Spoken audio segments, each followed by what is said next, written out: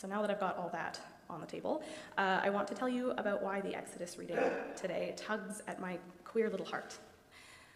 The story of Moses in the river is a favorite of mine. It's an extraordinary little tale about found family, literally family found in the reeds, and all the beautifully messy ways that God calls us to be kin to one another outside heteronormative family structures. I think it's really interesting that Moses' adopted mother names him after the way that he came to her. The arguably deeply painful and traumatic beginnings of his life, characterized by danger and hiddenness and tumbling along the Nile, are what inspire his name, which, by the way, is a Hebrew name, not an Egyptian one.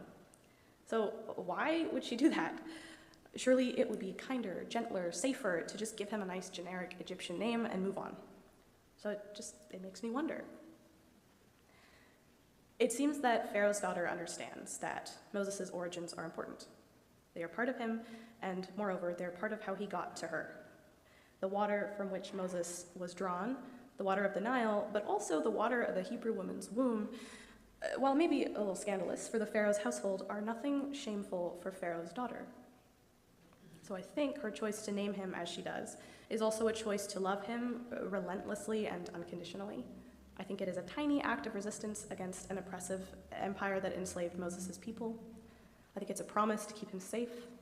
I think it's a commitment to helping him remember where he came from and to appreciate all the parts of himself. So too with us and God. Today I want to focus on the ways in which this is particularly true for queer folks. There's the relatively obvious. God creates, sees, and loves our queerness before we do.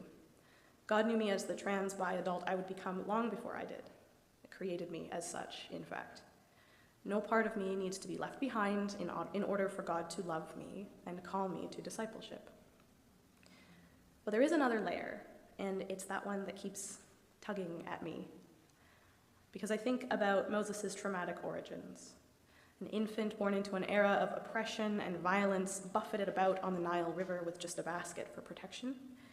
And I think about how Pharaoh's daughter names this trauma as part of his belovedness. She drew him from the waters in his wholeness, and it is that wholeness that she loved.